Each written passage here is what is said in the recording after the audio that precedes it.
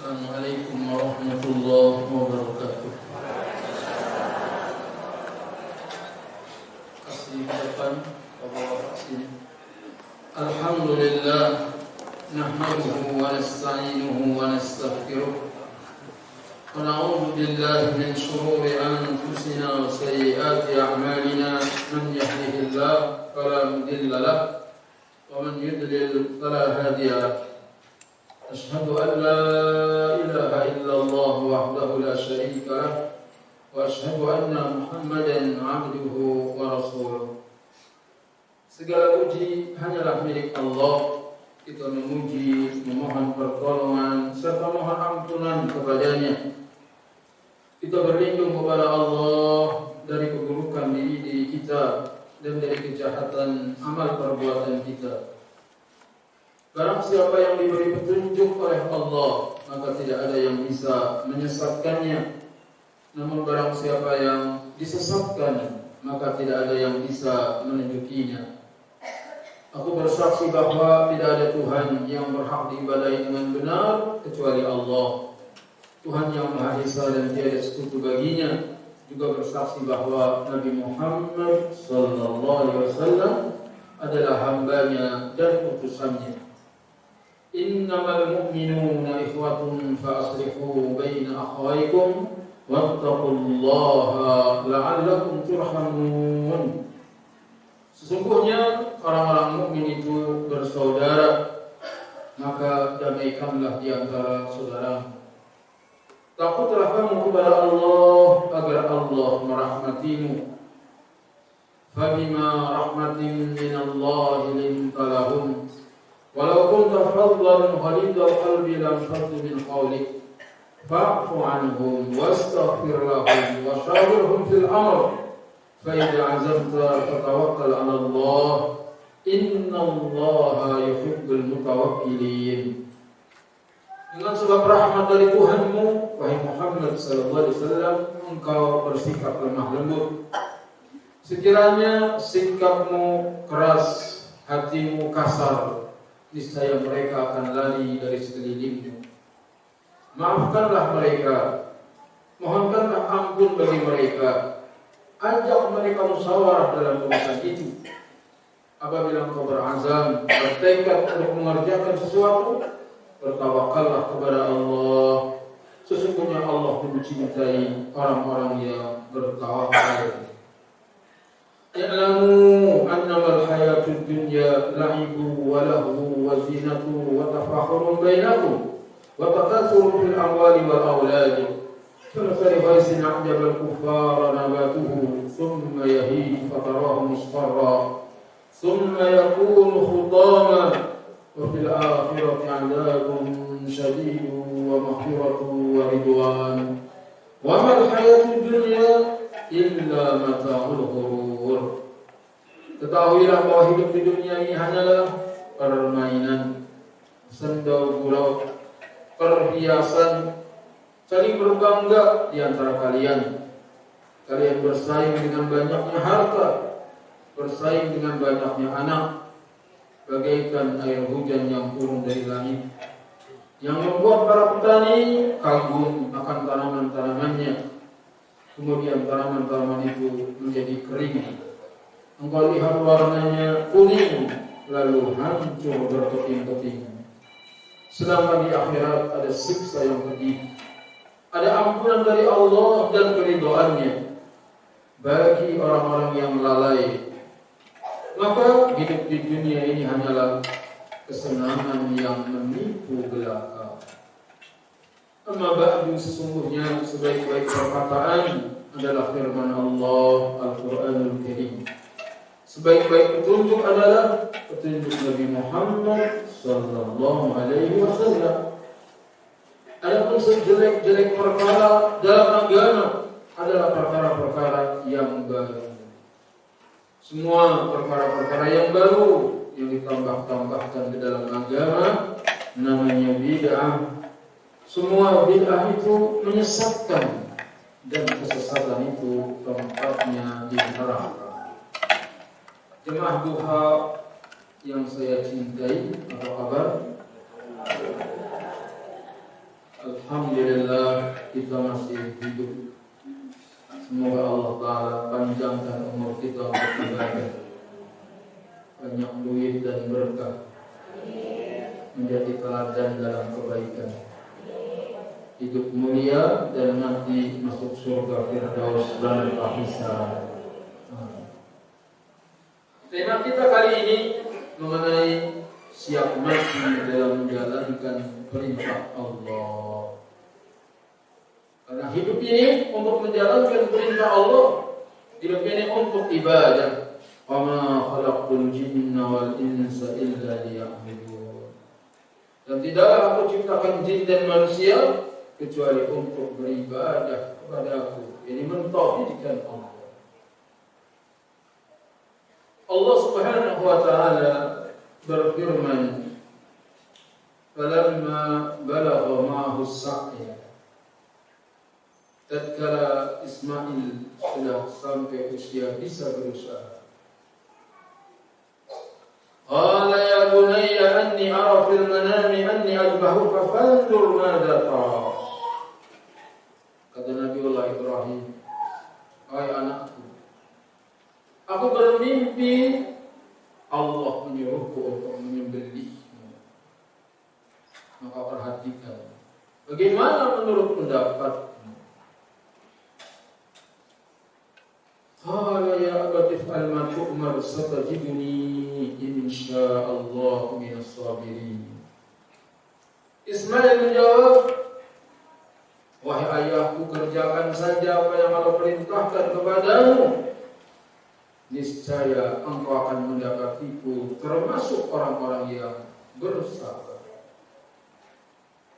Inilah di antara kisah keteladanan yang ada di dalam Al-Quran tentang seorang Nabi Ulul Azmi, Ibrahim alaihi wassalatu wassalam.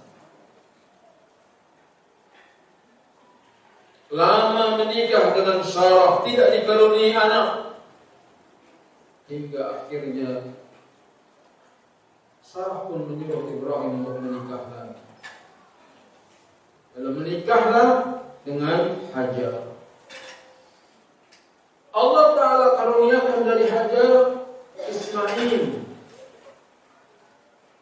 Waduh, dramanya mengerikan.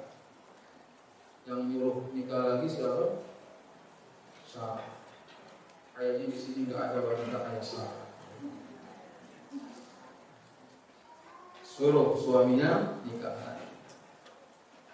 Tetapi begitu istri keduanya hamil, ridho apa cemburu? Cemburu. Maka kalau istri nyuruh-nyuruh, waspadalah. Cemburu begitu istri yang kedua. Gak salah apa-apa istri yang kedua, pokoknya harus dilukai dia. Itulah istri pertama. Pengen istri yang kedua disakiti. Padahal gak punya salah. Ibrahim nurut sama istrinya. Nurut. Akhirnya Hajar dilubangi telinganya. Dilubangi untuk lubang anti. Kan dilukai juga sama keluar darah. Habis setelah itu dipasang anting, makin cantik. Makin cemburu enggak? Emang perempuan kan gitu. Pokoknya mau kita turutin kayak apa aja, pasti salah. Kayak lagi curhat.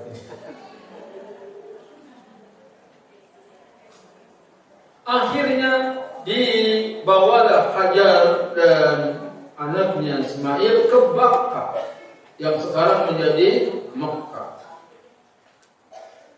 Dibawa, tetapi takut kelihatan nanti dikejar oleh Sarah.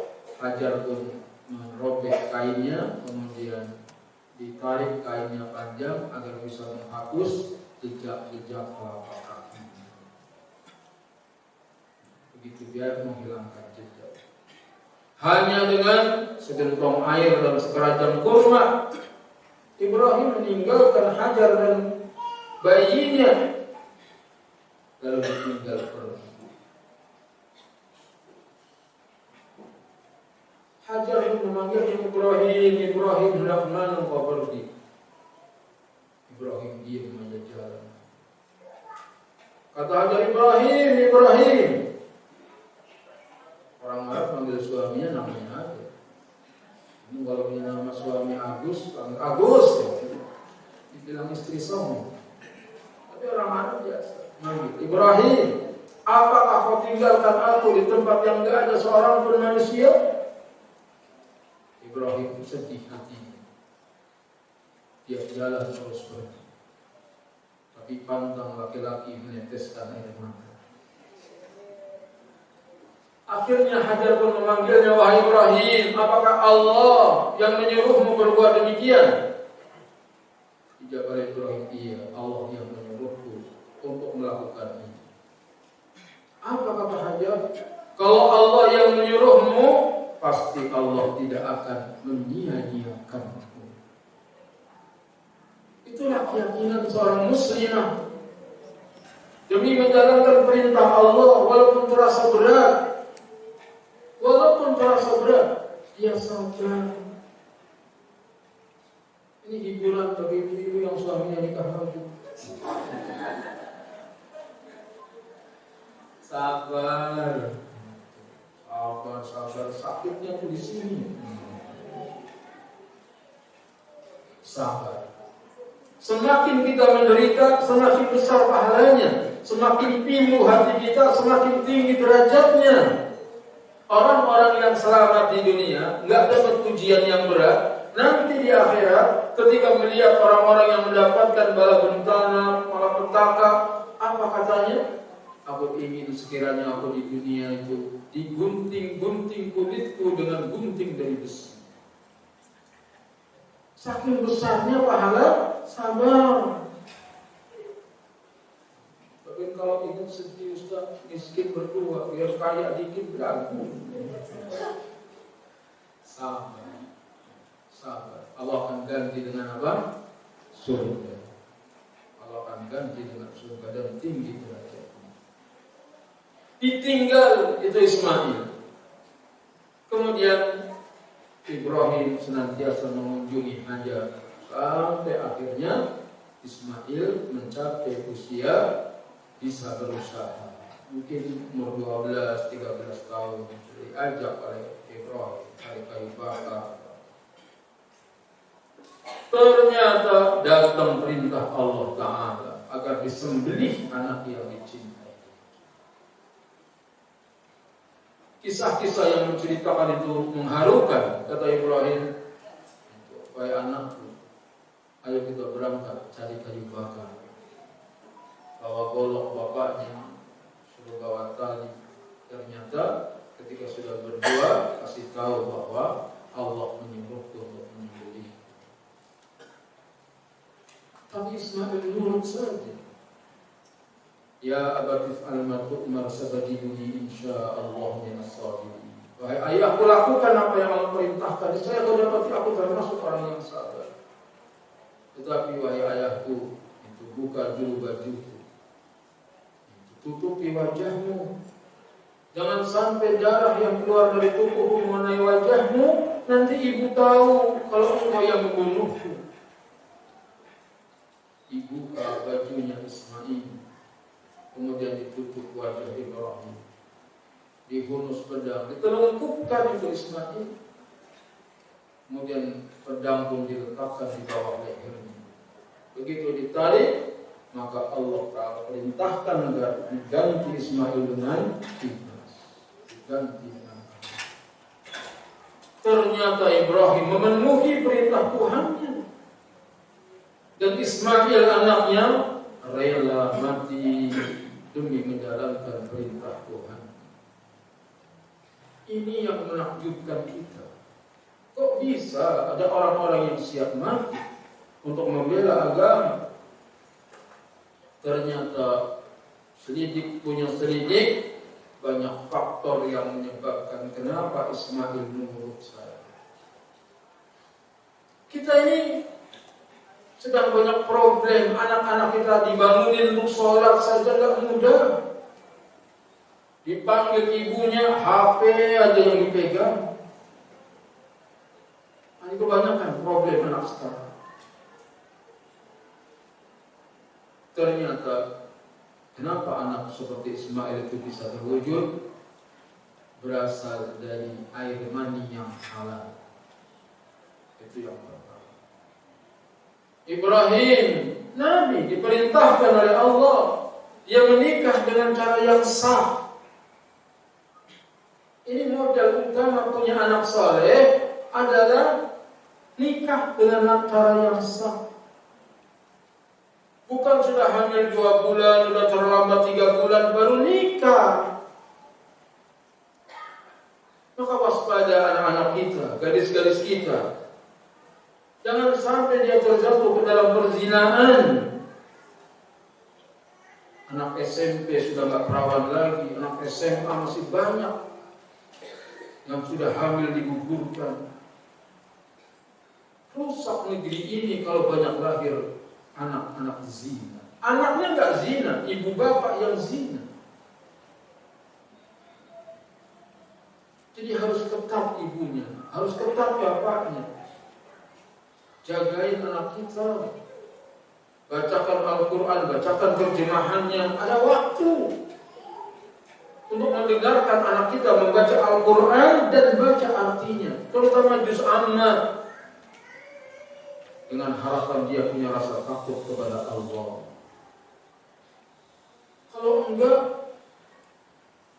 itu yang terjadi, pacaran kebablasan. Apalagi parah, ibunya dilaporin itu anakmu pacaran, biarin yang penting gak hamil.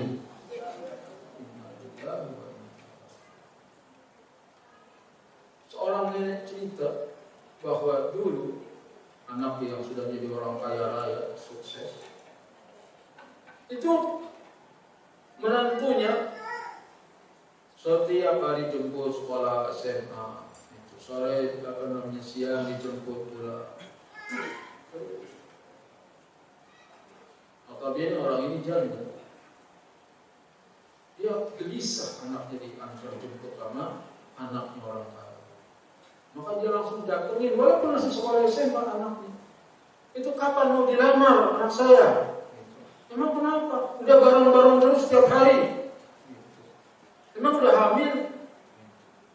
Kata ibu perempuan ini, emang nunggu hamil dulu baru lamar? Disamperin itu keluarga laki-laki. Akhirnya lagi SMA, sekolah SMA dinikah. Begitu orang tua yang khawatir anaknya terjatuh ke dalam perzinahan. Maka tadi pagi saya dengerin ceramah Ustaz Firanda Andirja, itu Syekh Muhammad bin Abdul Wahab umur 13 tahun dinikahkan. Umur 13 tahun dinikah. Kita selesaiin dulu sekolahnya, selesaiin dulu kuliahnya, cari kerja dulu. Perempuan gak boleh lemah, harus punya kerjaan. Nanti kalau ditinggal suaminya, kamu bisa hidup sendiri. Belum juga nikah, sudah diingatkan kalau ditinggal suaminya bisa hidup. Ini orang tua zaman sekarang. Dia tidak tawakal kepada Allah. Jadi anak itu bisa hebat seperti Ismail alaihi salam karena dia terlahir dari hasil pernikahan yang sah. Bukan dari hasil zina. Sebab kalau anak zina ada hadis yang mengerikan. La yadkhulul jannata walad zina. Tidak akan masuk surga anak zina. Serem kalau itu hadisnya sahih. Tapi hadis itu diperselisihkan tentang sahih dan dhaif. Tapi yang benar, kullu mauludin yuladuna 'alal fitrah. Setiap bayi lahir dalam keadaan suci. Fabawahu yuhawidanihi aw yunasiranihi aw yumajisani. Bapak ibunya lah yang menyebabkan dia menjadi Yahudi atau Nasrani atau Majusi.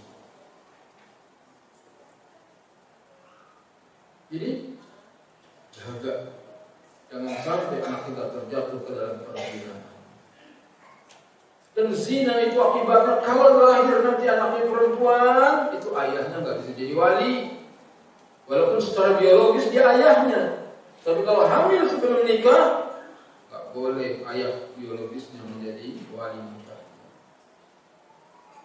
Dan nanti kalau ayahnya jadi orang kaya, maka anaknya yang hamil di luar nikah nggak boleh dapat warisan. Jadi akibat perzinahan itu nggak ringan, terus beruntun. Makanya dosa zina setingkat dengan dosa pembunuhan. Sebagaimana orang yang membunuh itu harus dibunuh, dikisos, begitu juga orang yang berzina apabila sudah menikah dirajam. Semoga Allah melindungi kita dari perbuatan zina. Semoga Allah melindungi anak keturunan kita dari perbuatan zina. Dan sekarang sudah zaman di mana perzinahan itu mudah dipesan, bisa dianterin. Padahal Allah berfirman, "Wala taqrabuz zina, innahu kana fahisatan wa sa'a sabila." Dan janganlah kamu mendekati zina. Sesungguhnya zina itu adalah suatu perbuatan yang keji dan suatu jalan yang amat buruk. Jangankan berzina, mendekati zina saja enggak boleh. Allah Subhanahu wa taala melarang hamba-hambanya berbuat zina. Begitu pula mendekatinya dan melakukan hal-hal yang mendorong dan menyebabkan terjadinya perzinahan. Janganlah kalian mendekati zina. Sesungguhnya zina itu adalah suatu perbuatan yang keji, yakni dosa yang sangat besar, jalan yang sangat buruk. Perbuatan zina merupakan hal yang paling buruk. Seburuk-buruk jalan itu adalah zina. Diriwayatkan dari Abu Umamah bahwa pernah ada seorang pemuda datang kepada Nabi sallallahu alaihi wasallam, lalu pemuda itu bertanya, "Wahai Rasulullah, izinkan aku berzina." Nabi lagi ngajar, datang anak muda, "Ya Rasulullah, izinkan saya berzina." Kalau saya tenang sekarang mungkin waras enggak? Atau kalau enggak mungkin Ustaz marah, suruh keluar nih bosanya. Tapi Nabi sallallahu alaihi wasallam orang yang lembut hati. Ketika ada anak muda minta izin untuk berzina, maka kaum yang hadir memusatkan pandangan mereka ke arah pemuda itu dan menghardiknya. Saya berkata, "Diam kamu, diam kamu." Dimarahi mereka. Datang minta izin untuk zina. Maka Rasulullah bersabda, "Dekatkanlah dia kepadaku." Justru kata Nabi suruh mendekat. Karena memang ngaji yang paling bagus itu yang paling dekat dengan gurunya. Sehingga Jibril itu mengajari wa asnada rukbatayhi ila rukbatayhi. Dia tempelkan lututnya ke lutut Nabi dari dekat sekali. Ngaji itu yang bagus mendekat kepada gurunya. Tapi yang laki-laki, yang perempuan jangan. Saya ingatkan saya. Dekatkan pemuda itu sini.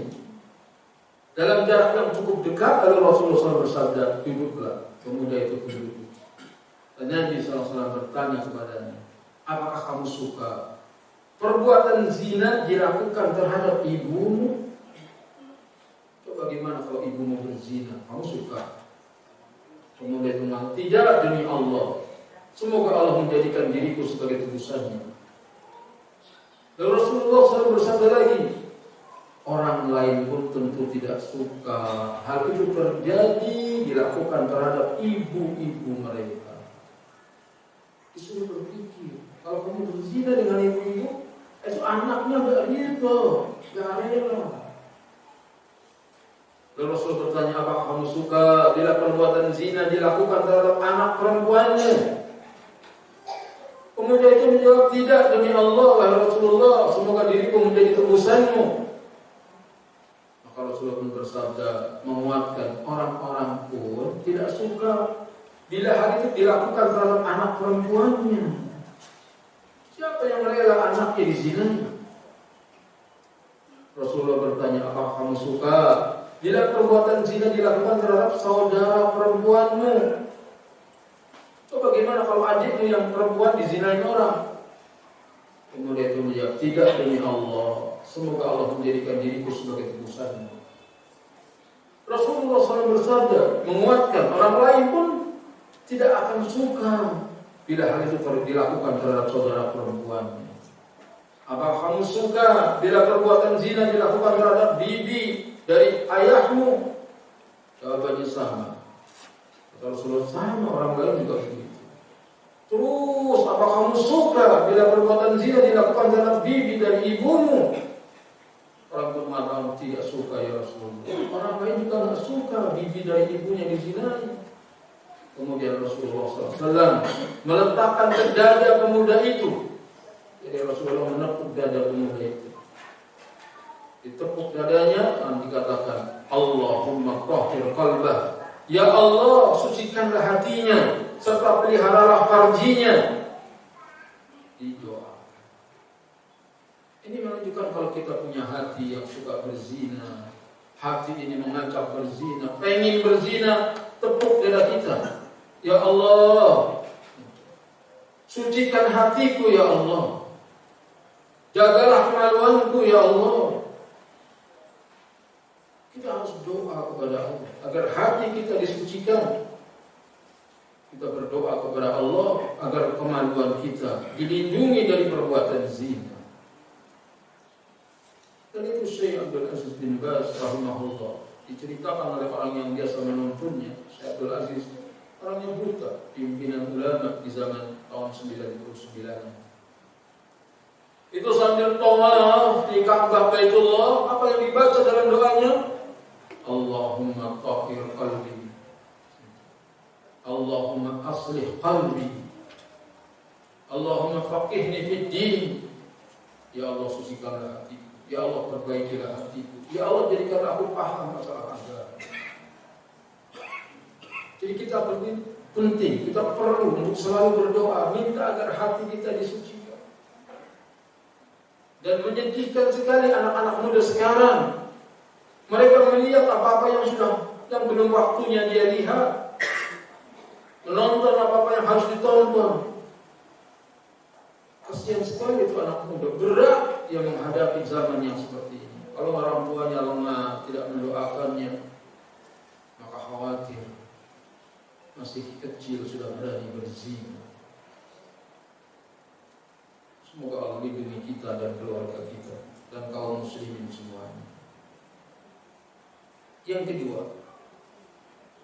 kenapa Ismail siap mati demi menjalankan perintah Allah Rabbul Alamin?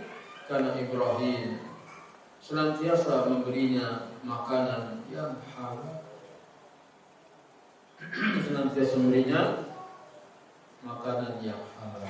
Jadi kalau ingin punya anak saleh, salihah, kasih makan yang halal.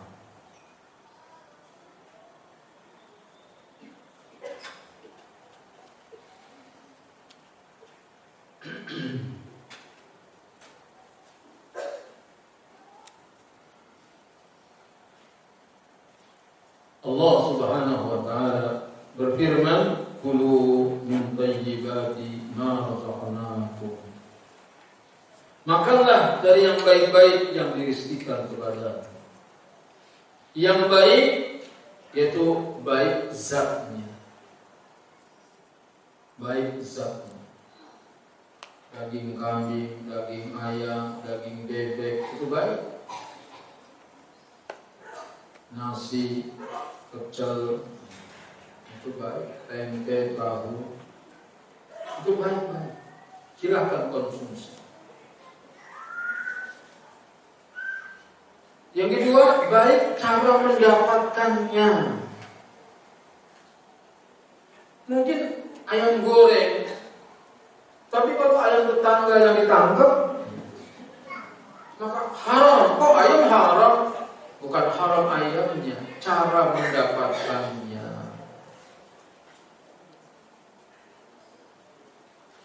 Jangan sampai anak kita makan makanan yang haram.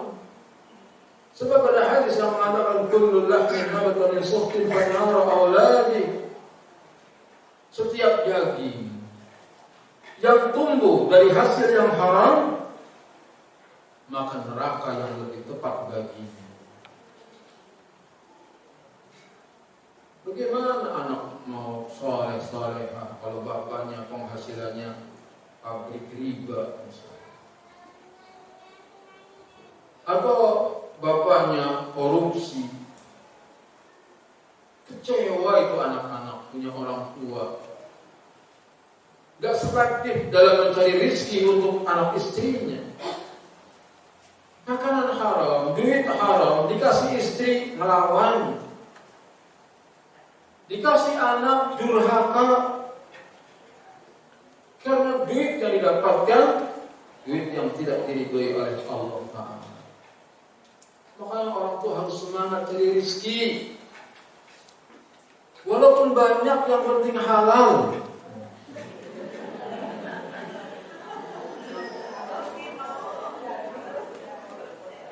Iya kan, kalau doa yang benar, jangan salah. Dari rezeki mas, apa-apa banyak, yang penting halal. Tangan suaminya pergi dikasih tahu, dari rezeki yang halal mas, walaupun dikit. Pas pulang-pulang dapat dikit maju.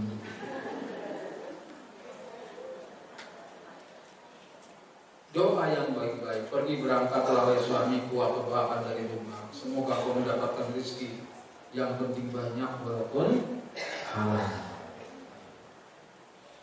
Didoakan terus. Boleh kita doa, ya Allah 100 juta tiap hari, ya Allah yang halal.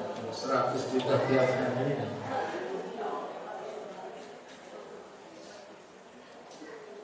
So pada juga istri yang doanya, saya sih nggak usah kaya-kaya, yang penting cukupan aja lah. Emang kenapa? Miskin aja belagu, mau nikah lagi apa nikah? Ada curiga dulu. Cari makanan yang halal. Kasih makan anak istri yang halal, yang baik-baik, sehingga kiai zaman dahulu nyangkul di kebunnya, tanam pohon pisang. Begitu berbuah pisangnya udah matang, dipanggil anak-anaknya, sini nak makan. Inilah rezekiku yang halal. Inilah rezekiku yang halal. Yang aku tanam sendiri, tumbuh ini, Allah tumbuhkan, kemudian Allah kasih buah, makan. Ini makanan halal. Adapun yang dikasih orang kaya nggak tahu itu duit dari mana. Sungguh-sungguh serius. Dan kalau kita mau dari rezeki yang halal, Allah bukakan jalan. Lau annakum tatawakkaluna 'ala Allahi haqqa tawakkuli la razaqakum kama tarzuqut tayr takhtu khimasan wa taruhu bitana. Kalau kalian bertawakal kepada Allah dengan sebenar-benarnya tawakal, kisah Allah akan memberikan rezeki kepadamu sebagaimana Allah memberikan rezeki kepada burung. Burung berangkat pagi dalam keadaan lapar, pulang sore dalam keadaan kenyang. Cari nafkah. Berangkatnya pagi bukan siang. Burung lihat, bangunnya siang apa pagi? Pagi. Burung siapa siang? Burung itu bangunnya pagi. Maka di antara keberhasilan seorang ibu ketika mendidik anaknya, si ibu ini sanggup membangunkan anaknya salat subuh ke masjid berjamaah. Itu ciri ibu yang berhasil bisa mendidik anaknya. Kalau kita nggak sanggup membangunkan anak kita yang sudah berumur 7 tahun untuk berangkat ke masjid berjamaah, berarti kita belum bisa mendidik anak dengan baik. Harus kerjasama suami istri. Bangunkan anak-anak kita untuk sholat di masjid. Umur 5 tahun sudah diajarin doa iftitah. Umur 5 tahun, 6 tahun diajarin doa tasyahud. Nanti umur 7 tahun disuruh sholat. 6 tahun 9 bulan, 6 tahun 10 bulan, 6 tahun 11. Kasih tahu nak, sebentar lagi umurmu 7 tahun. Sudah saatnya kau harus sholat ke masjid. Begitu esoknya genap 7 tahun, malam hari kasih tahu, nah 7 tidur lebih awal. Besok pagi kita ke masjid, doa kepada Allah agar bisa bangun sebelum subuh. Betapa nikmatnya suami istri yang seperti itu. Pagi-pagi anak yang sudah 7 tahun dibangunkan untuk sholat subuh ke masjid. Bapaknya sudah siap, ibunya sudah siap, dituntun anaknya ke masjid sholat berjamaah. Yang laki-laki khususnya. Yang perempuan boleh ke masjid, nggak apa-apa, walaupun di rumah lebih utama. Jadi begitu dididik anak kita. Bangun pagi agar nanti terbiasa anak kita bangun pagi. Karena dengan seperti itu Allah akan curahkan kepada kita rizki. Kata Nabi sallallahu alaihi wasallam, "Burika ummati fi bukuriha." Umatku diberkahi waktu paginya. Jadi, waktu pagi adalah waktu yang berkah untuk menuntut ilmu, juga untuk mencari rizki. Makanya pengajian juga lebih pagi lebih bagus. Mulai jam 7 misalnya. Ini mah jam 9:30 aja belum pada datang. Ustaznya datang duluan. Jadi makin pagi makin berkah itu belajar menuntut ilmu.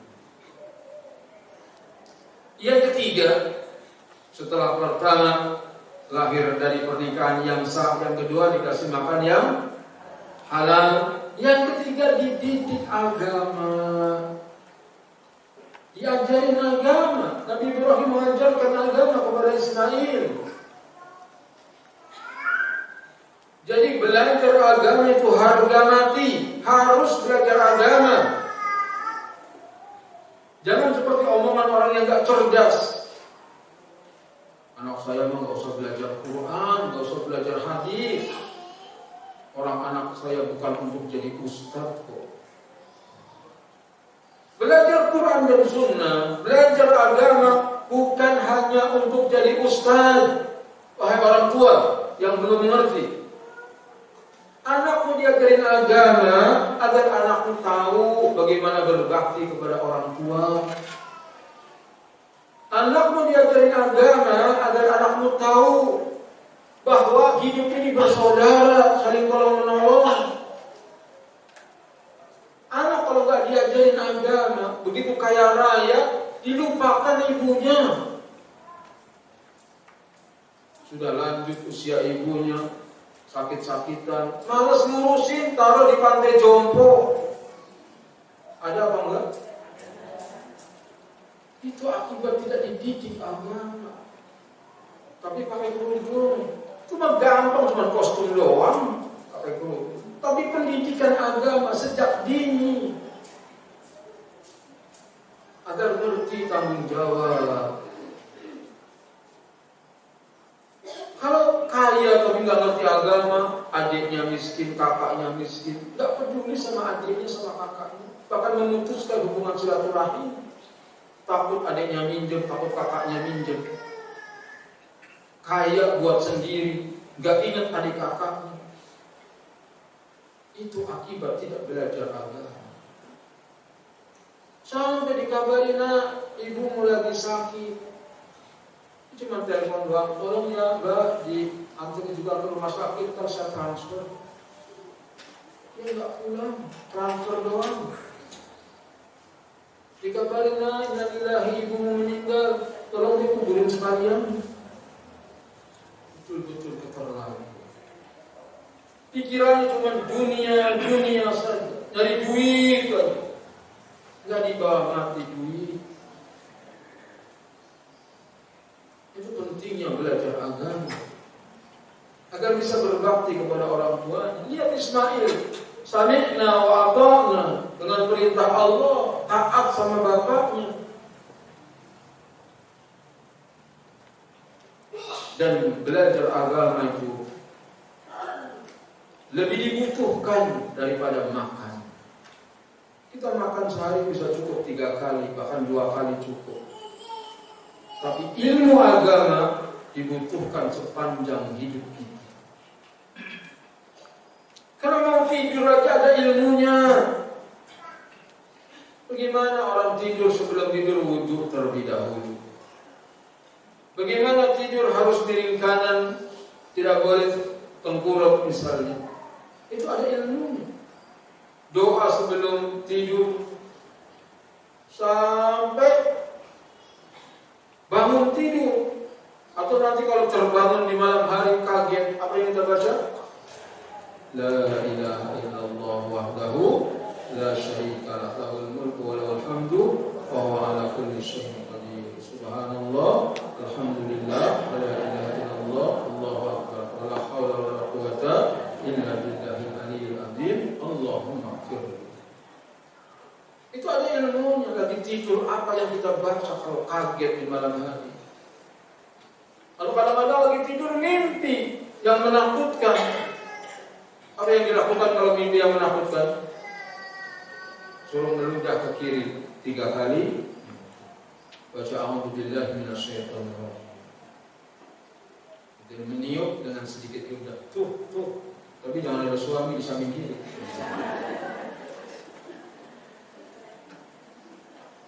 Ada ilmunya.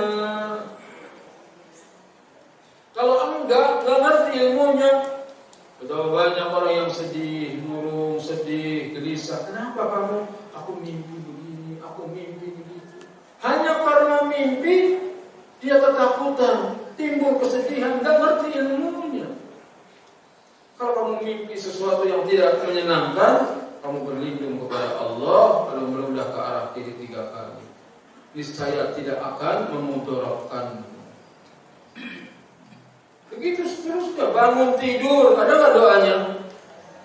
Alhamdulillahilladzi ahyana ba'da ma amatana wa ilaihin nusyur. Itu diajarkan anak kita. Baru bangun tidur sudah diingatkan kiamat.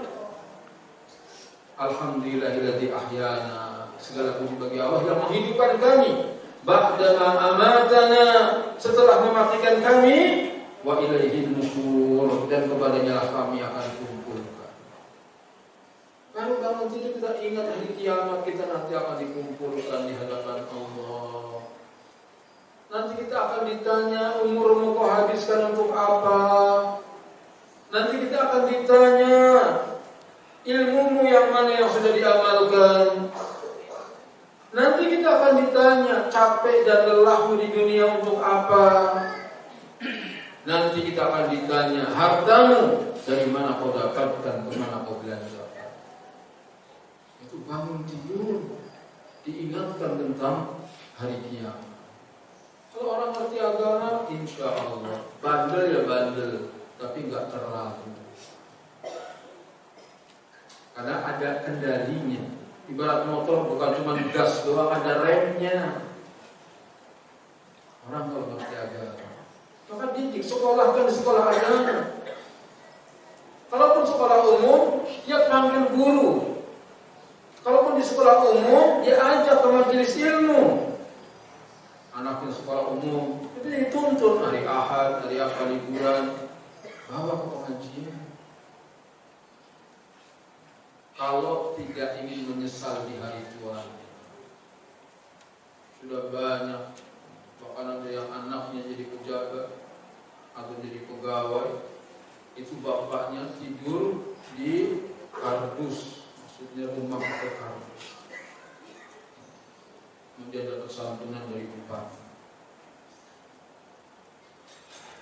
Menyedihkan yang seperti itu. Nanti anak kita, yang laki-laki, yang perempuan, sibuk dengan istrinya, lupa dengan ibunya, lupa dengan bapaknya. Karena tak ngerti. Apalagi kalau anak kita laki-laki dapat istri yang tak ngerti agama juga. Bahkan anak kita mau berkunjung ke rumah kita dihalangi oleh istrinya. Belajar agama sebelum terlambat. Terus, dan yang sudah terlambat usahakan terus suruh ngaji. Biar ngerti bagaimana cara berbakti kepada orang tua, biar ngerti bagaimana hubungan dengan saudara, biar ngerti bagaimana bertetangga. Ini ada orang yang tinggal di sini nggak betah, jual rumahnya, ngontrak di tempat lain, beli lagi rumah di tempat lain, nggak betah lagi. Dimanapun dia tinggal nggak pernah akur dengan tetangganya.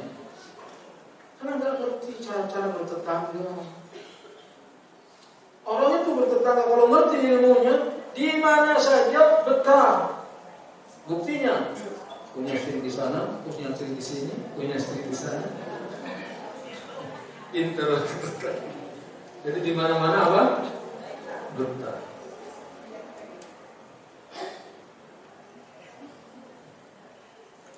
Jadi tetangga kita yang sombong, yang angkuh, kita kasih hadiah. Dia pulang kasih hadiah. Nanti tetangga akan baik sama kita. Karena Nabi mengajarkan tahadu, saling memberi hadiahlah kalian, nanti kalian saling cinta mencinta.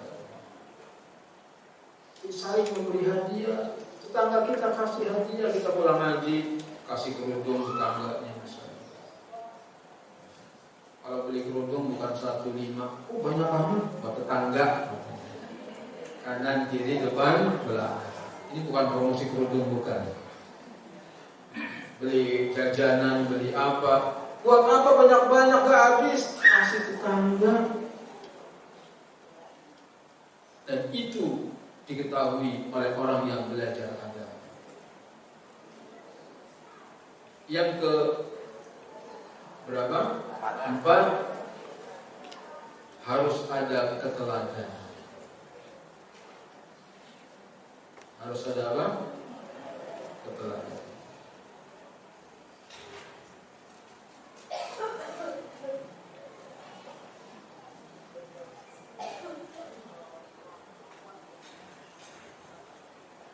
Allah Subhanahu wa ta'ala berfirman, Ya ayyuhalladzina amanu qu anfusakum wa ahlikum nara wa quduhan nas wal hijarah. Wahai orang-orang yang beriman, jagalah dirimu dan keluargamu dari api neraka yang bahan bakarnya manusia dan batu.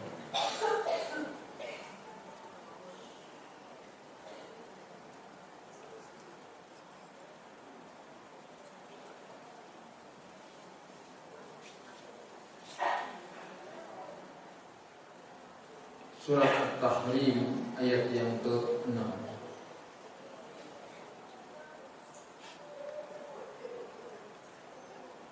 Ya ayyuhalladzina amanu qu anfusakum wa ahlikum nara wa quduha an-nas wal hijarah 'alaiha malaikatun ghiladun shidadun la ya'suna Allaha ma amarahum wa yaf'aluna ma yu'marun. Wahai orang-orang yang beriman, semoga kita termasuk di dalamnya. Peliharalah dirimu dan keluargamu dari api neraka yang bahan bakarnya adalah manusia dan batu. Penjaganya malaikat-malaikat yang kasar dan keras dan yang tidak mendurhakai Allah terhadap apa yang diperintahkan pada mereka dan selalu mengerjakan apa yang diperintahkannya. Malaikat tidak ada yang bantah. Malaikat itu makhluk paling taat. Bagaimana enggak taat? Malaikat peniup sangkakala, meniup trompet, semenjak diciptakan dia sudah meletakkan trompet di mulutnya. Dia menundukkan dahinya, lalu dia melirikkan matanya ke arsy. Dia enggak mengedipkan matanya, takut stop kedip pas disuruh tiup. Jadi semenjak diciptakan itu matanya seperti bintang yang bersinar. Malaikat peniup sangkakala Israfil. Dan semenjak diciptakannya sampai sekarang belum pernah itu trompet ditiup. Coba kalau malaikat iseng tiup dikit tangan.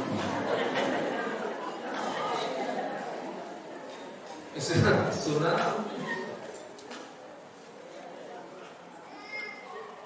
Jadi malaikat itu selalu taat. Dalam surat At-Tahrim dikatakan mengenai malaikat, la ya'sunallaha ma amarahum, tidak pernah mendurhakai Allah terhadap apa yang diperintahkannya. Ayat ini merupakan paragraf baru dalam surat ini. Namun tentunya ayat ini masih berkaitan dengan ayat-ayat sebelumnya. yang menjelaskan tentang bagaimana Allah Azza wa Jalla menegur kedua istri Nabi sallallahu alaihi wasallam yang melakukan kesalahan, yaitu Aisyah dan Hafsah radhiyallahu anhuma. Jadi kisahnya surat At-Tahrim itu Nabi mengharamkan madu. Padahal madu hukumnya apa? Halal. Kenapa? Karena Ummu Salamah atau siapa, kalau Nabi pas gilir di rumah dia, Nabi dikasih minum madu, sehingga rada lama di sana. Maka Aisyah radhiyallahu anha bersekongkol dengan Hafsah. Nanti kalau pas Nabi datang ke kita, bilang ya, bau kencing kumbang. Maju dibilang apa? Kencing kumbang. Itulah perempuan, maka waspadalah dengan perempuan. Bisa-bisanya dia pasang strategi.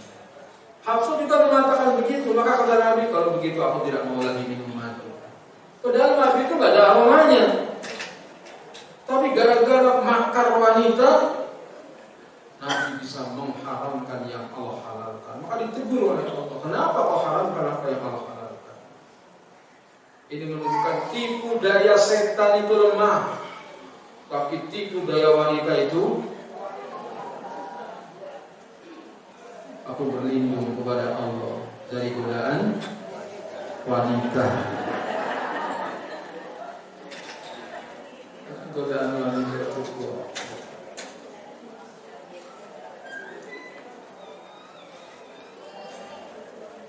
Jadi berkaitan dengan ayat sebelumnya yang menjelaskan tentang bagaimana Allah menegur kedua istri Nabi SAW yang melakukan kesalahan, yaitu Aisyah dan Hafsah radhiyallahu anhuma.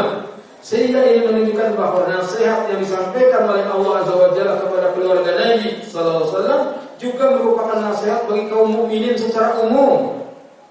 Karena setelah Allah berbicara tentang keluarga Nabi sallallahu alaihi wasallam, Allah kemudian melanjutkan firman-Nya dengan memanggil orang-orang yang beriman, "Ya ayyuhalladzina amanu qu anfusakum wa ahlikum nara." Wahai orang-orang yang beriman, peliharalah dirimu dan keluargamu dari api neraka.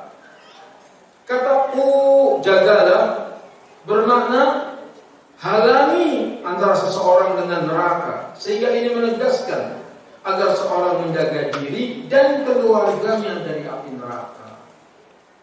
Jadi jangan cuma kita doang yang ngaji, suami kita juga suruh ngaji. Jangan suami istri doang yang ngaji, anak-anaknya juga harus ngaji. Apa nikmatnya kalau suaminya ngaji, istrinya ngaji, anak-anaknya ngaji, penuh mobilnya berangkat pengajian. Dan hal ini merupakan dalil bahwasanya para suami tidak boleh egois dan mementingkan diri sendiri. Karena dalam ayat ini Allah tidak memerintahkan untuk menjaga diri sendiri dari api neraka. Akan tetapi Allah menambahkan kata wa ahlikum, dan keluargamu juga harus dijaga dari api neraka. Maka tidak boleh kemudian seorang suami bersikap egois dengan mengatakan, kalau istri saya masuk neraka tidak jadi masalah, yang penting saya masuk surga. Apalagi ditambahin, kan di sana ada bidadari nungguin saya.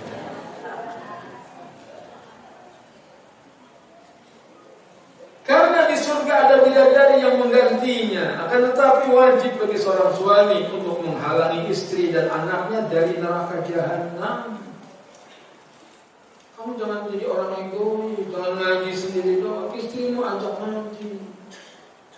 Sudah diajak dan nggak mau, ngajak doang. Bilang dong, ayo nanti pulang dapat 200. Kira-kira berangkat deh istrinya.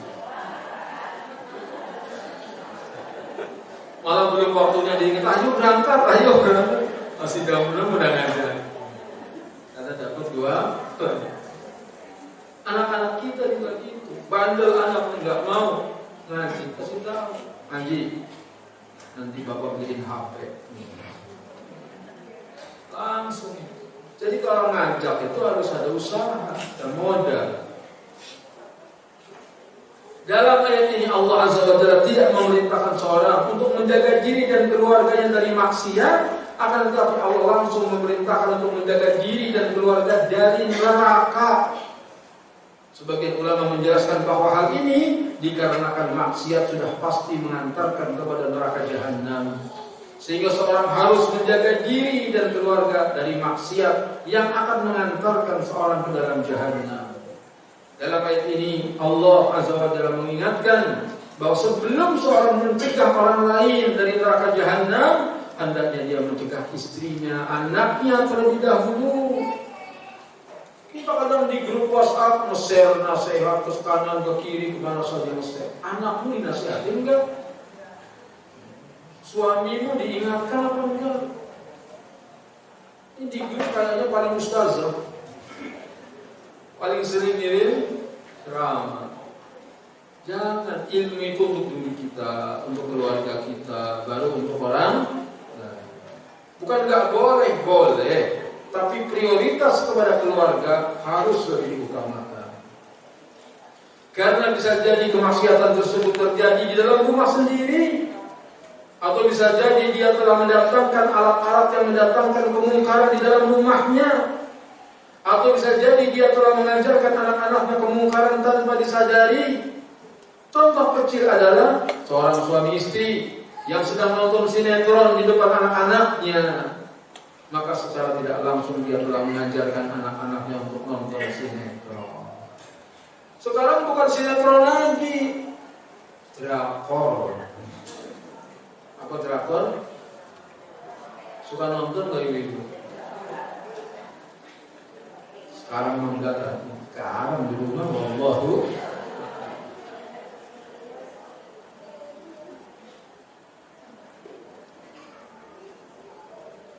Tadi saya ibu-ibu aja, bapak-bapak nggak dianggap. Jadi wajib kita mengingatkan anak dan istri kita. Demikian terkadang seorang suami atau ayah juga bisa, seorang suami atau ayah mengajarkan istri dan anaknya ajaran yang bisa memasukkan ke dalam neraka jahanam. Maka dengan ayat ini Allah Azza wa Jalla mengingatkan bahwa sebelum seseorang mencegah orang lain di luar keluarganya dari api neraka jahanam, maka perhatikanlah anak dan istri terlebih dahulu. Jadi perlu HP kita ada grup keluarga, anak, istri sama suami. Jadi keluarga, suami, istri dan anak-anak. Grup khusus ini untuk menasihati mereka. Walaupun anak kita kadang-kadang di SMS nggak jawab, dinasihati cuma dibaca doang, nggak apa-apa. Sebagai tanggung jawab di hadapan Allah bahwa kita sudah menasihati anak-anak kita. Waktunya sholat, kita lagi di luar rumah misalnya, ingetin, sebut nama anaknya, bulan, sholat. Kalau kita nggak lagi di rumah, walaupun nggak dibaca, biarin aja. Yang penting kita sebagai alasan di hadapan Allah bahwa kita telah mengajarkannya. Dan kalau di rumah, salat di masjid. Nggak apa-apa sekali-kali misalnya kita jalan berdua dengan istri kita ke masjid. Memang istri lebih utama salat di rumah, tetapi Aisyah salat di masjid Nabi. Ada seorang wanita yang hafal surat Qaf Al-Quranil Majid dari lisan Nabi di mimbar Jumat. Ini menunjukkan wanita-wanita sahabat sebagian mereka salatnya di masjid. Apalagi tadi untuk membujuk anak, untuk ngajarin anak. Gimana mau anaknya salat ke masjid, mau bapaknya ajak siang? Masjid. Bapak nggak ke masjid? Bapak juga dulu waktu kecil ke masjid.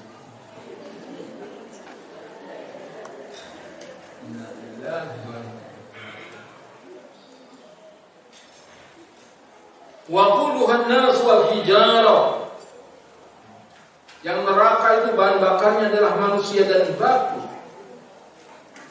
Jadi neraka bahan bakarnya manusia dan batu, bukan kayu, bukan besi, tapi batu. Yang titik leburnya lebih tinggi daripada leburnya besi. 1000 derajat besi mencair, batu belum. Ini menunjukkan ngerinya neraka. Dan Dan bukan cuma api siksa neraka. Ada siksanya Yusuf min fawqi ru'usihimul hamim, diguyur kepalanya dengan air yang mendidih. Itu siksa neraka. Yusharu bihi ma fi butunihim wal julud, rontok isi perutnya, rontok kulitnya, siram air yang sangat panas, itu siksa neraka. Tinggal tengkorak doang. Walahum maqami'u min hadid, bagi mereka cambuk-cambuk dari besi. Tinggal tengkorak sabetin dengan besi, siksa neraka. Sehingga penghuni neraka bilang kepada penjaga neraka, "Ya Malik, ya Malik, sampaikan kepada Tuhanmu biar aku dimatikan saja." Saking menderitanya orang disiksa di neraka, dia minta kepada penjaga neraka, biar Allah matikan kami saja. Maka jawab, "Innakum makithun," kalian akan tertinggal di neraka. Jadi siksa neraka itu gak ada matinya. Kalau di dunia ada orang disiksa, misalnya ada seorang suami disiksa istrinya, paling berat mati. Ada nggak suami dibunuh istri? Lagi tidur selimutnya disiram bensin. Penderitaannya sampai kapan? Sampai mati selesai. Tapi di neraka tidak ada mati. Kita nggak rela istri kita masuk neraka, kita nggak rela anak kita masuk neraka, maka jaga itu dia. Itulah bagaimana menciptakan generasi yang siap mati menjalankan perintah Ilahi. Satu, didapatkan dari pernikahan yang sah. Dua, diberi makan yang halal. Tiga, dididik agama serius, bukan asal-asalan belajar agama. Empat, dikasih keteladanan oleh ibu bapak. Yang terakhir, yang kelima, hendaknya anak didoakan. Saya sebutkan kelima bukan berarti sekarang belum doa. Bahkan didoakan terus. Kisah yang beredar di WhatsApp waktu itu, seorang ibu yang kecewa dengan anak gadisnya, kelas 5 SD atau kelas berapa. Waktunya sholat, ibunya cari anaknya, suruh pulang, suruh sholat. Begitu ketemu, suruh pulang. Anak gadisnya pulang. Ibunya mengawasinya. Dia masuk kamar mandi, cuci muka. Kemudian masuk kamar, gelar sajadah doang. Habis itu keluar lagi. Ibunya melihat. Begitu keluar dari kamar, anak gadis kecil ditanya, "Sudah sholat?" Dia bilang, "Sudah." Langsung diangkat tangan ibunya, ditampar pipinya. Nangis itu anak, ibunya juga nangis. Sedih sekali. Suruh pulang sholat, malah cuma cuci muka doang, gelar sajadah, bilang suruh. Kenapa anak bisa bandel begitu? Suatu kali si ibu ini main di rumah temannya, dia melihat begitu azan zuhur tiba atau azan asar, itu anak temannya itu langsung pada pulang. Yang perempuan sholat di kamar, yang anak laki-laki bawa sarung berangkat ke masjid. Baru dia melihat temannya itu. Padahal temannya tidak lebih pintar agamanya dari dia. Kok bisa anaknya pada saleh-saleh hal ini? Ditanya apa rahasianya? Temannya menjawab, itulah doa yang selalu dipanjatkan. Doa apa? Itu doa yang aku baca sejak aku masih gadis. Iya, doanya gimana? Itu doa aku baca setelah aku menikah. Iya, kayak apa doanya, dari mana? Itu doa juga aku baca semenjak aku hamil. Jadi tadi doa itu apa doanya? Itu doa terus aku baca sampai sekarang. Keselin kan? Bisa-bisanya Ustaz yang cerita. Iya, doanya doa apa? Baru dia sebutkan. Jadi, Rabbi ja'alni muqimas salati wa min dzurriyyati. Rabbana wa taqabbal du'a. Rabbi ja'alni muqimas salati wa min dzurriyyati. Rabbana wa taqabbal du'a. Rabbi ja'alni muqimas salati wa min dzurriyyati. Rabbana wa taqabbal du'a. Ya Allah, jadikanlah aku orang-orang yang mendirikan salat dan juga anak keturunanku. Ya Allah, terimalah doa kami. Maka si ibu ini pun terus dia membaca doa ini, terus membaca doa ini. Gak bosan-bosan terus dia doakan anak. Karena hati itu jadi jemari Allah yang Maha Rahman, yang bisa membolak-balikan seseorang. Akhirnya ketika anak gadis itu udah kelas 2 SMA, ibu mertuanya nginep di rumah. Ternyata ibu mertuanya heran. Sebelum subuh anak gadis ini membangunkan adik-adiknya untuk sholat. Itulah anak gadis yang dulu ditampar oleh ibunya suruh sholat. Sekarang sudah berubah. Dia yang membangunkan adik-adiknya untuk sholat subuh. Berarti berapa tahun dia berdoa itu? Kelas 5 sampai SMA kelas 2. 4 tahun atau 5 tahun. Jadi doa itu enggak seperti orang menggigit cabai, begitu digigit langsung pedas. Doa itu sekarang doanya, tapi bisa jadi 5 tahun, 10 tahun baru Allah kabulkan. Karena Allah berjanji, ud'uuni astajib. Berdoalah kamu kepadaku, niscaya aku akan kabulkan doa. Doa saja, kewajiban kita doa saja, Allah yang akan mengabulkan. Tidak dengan kekerasan, tapi dengan ketegasan. Jadi mendidik anak tidak perlu keras, tapi harus apa? Tegas. Gak boleh. Nangis, biarin nangis, gak boleh, enggak boleh. Jangan jadi orang tua enggak tegas. Anak gadisnya diajak cowoknya, Yuli, ayo jalan. Gak boleh. Tenang bu, nanti aku beliin martabak telur. Ya udah di sana. Cuma disokok martabak telur itu, anak gadisnya rusak martabaknya.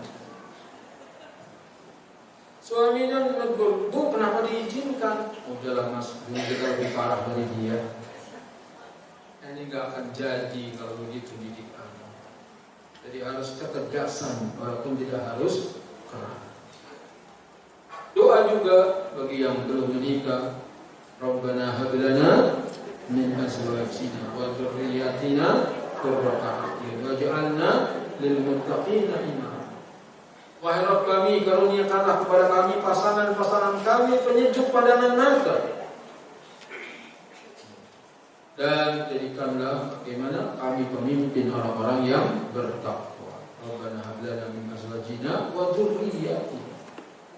Ya Allah, karuniakanlah kepada kami pasangan-pasangan kami penyejuk pandangan mata dan anak keturunan kami. Dan jadikanlah kami pemimpin orang-orang yang bertakwa. Itulah 5, menciptakan bagaimana ada generasi-generasi yang siap mati menjalankan perintah Allah. Dan itu terlahir bukan hanya Ismail. Para sahabat Nabi pun kalau kita lihat sejarahnya, mereka orang-orang yang siap mati demi menjalankan agama. Wassallallahu ala nabiyyina Muhammadin wa ala alihi wa sahbihi ajma'in.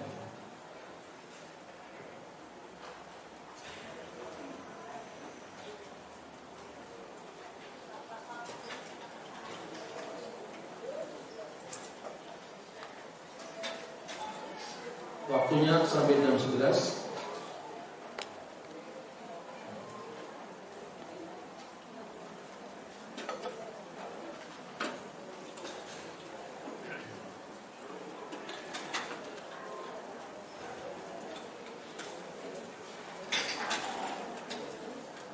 Bismillah sering saya alami dalam diri saya, selalu terburu-buru mengambil keputusan. Setelah terjadi sesuatu, timbul penyesalan dalam diri saya. Pertanyaan, apa yang saya harus lakukan, termasuk orang yang bagaimana seperti ini? Terburu-buru disebutkan al-ajalatu minasyaitan. Terburu-buru itu dari setan. Kecuali terburu-buru dalam urusan yang baik, misalnya sholat apabila telah datang waktunya, jenazah apabila sudah siap untuk dikuburkan, begitu juga anak gadis apabila sudah ada yang melamar, maka tidak boleh ditunda-tunda, harus segera. Adapun menyesal atas apa yang sudah dikerjakan, jika itu dosa, yang harus dilakukan adalah istighfar dan bertaubat. Adapun pilihan yang dianggap salah, maka bersabar. Misalnya tergantung menerima lamaran seorang lelaki, akhirnya menikah, ternyata suami tidak seperti yang kita harapkan, bersabar dan berdoa kepada Allah, karena yang miskin sekarang bisa jadi kaya, yang malas bisa jadi rajin. Semuanya Allah Ta'ala bisa merubahnya.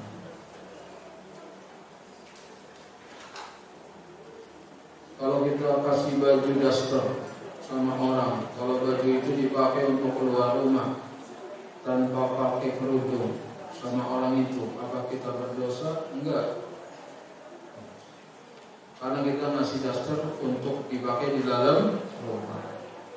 Sebagaimana orang jualan pisau, ternyata pisau itu dipakai bunuh orang, maka yang jualan tidak berdosa, tapi si pelakunya itulah yang menanggung dosa.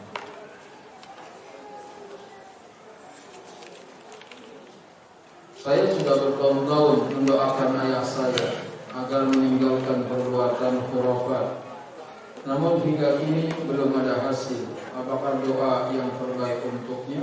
Tetap doakan agar dia bertaubat kepada Allah, karena ada kalanya taubat dilakukan seorang ayah setelah menjelang ajalnya. Dan saya punya teman yang bapaknya Nasrani. Ketika dia punya motor, pulang kampung, bapaknya pulang dari sawah naik sepeda, maka bapaknya dikasih motor, dia ke Jakarta naik kereta. Begitu dia punya mobil, dia bawa pulang kampung, Mercy mobilnya dikasihkan sama bapak. Bapaknya Kristo. Akhirnya bapaknya nggak mau mobil Mercy, maunya ganti mobil kuda, karena Mercy muatannya sedikit orang kampung. Diambil Mercy, diganti mobil kuda. Kalau lebaran pulang, bapaknya nanya, kamu minta apa nak?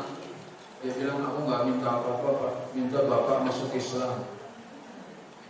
Kalau bapaknya, agama iku podo wae, agama itu sama saja. Itu terus jawaban. Sampai ketika sudah diinfus, kemudian sehat lagi, nah, dia selalu bilang, saya minta bapak masuk Islam. Akhirnya bapaknya marah dan bilang, terserah mbokmu. Artinya terserah ibu. Kalau ibunya ditawarin suruh masuk Islam, nggak jawab iya, nggak jawab enggak, diem. Dua-duanya udah 90-an. Sampai akhirnya hari Kamis, malam Jumat, disuruh keponakannya oleh kakeknya, oleh bapaknya ini suruh undang tetangga. Begitu tetangga kumpul, dia ngomong bahwa sengaja saya undang bapak-bapak untuk menyaksikan bahwa saya mau masuk Islam. Maka tetangganya teriak, Allahu Akbar, Pak Sanusi masuk Islam. Namanya Pak Sanusi rahimahullah. Akhirnya dia masuk Islam. Jumat dia masuk Islam, terdengar sampai di gereja. Hari Ahadnya pendeta datang. Pendeta datang, cucunya bilang, ada tamu. Siapa? Itu dari gereja. Loh, aku Islam. Dia nggak mau dia nemuin kamu. Itulah hidayah di akhir hidupnya. Seminggu kemudian ibunya pun ikut masuk Islam. Maka jangan putus asa, berdoalah terus kepada Allah sampai kita mati duluan atau orang tua kita yang mati duluan. Semoga kita dikumpulkan bersama keluarga kita di surga. Subhanakallahumma bihamdika asyhadu an la ilaha illa anta astaghfiruka wa atubu ilaik. Wassalamualaikum warahmatullahi wabarakatuh.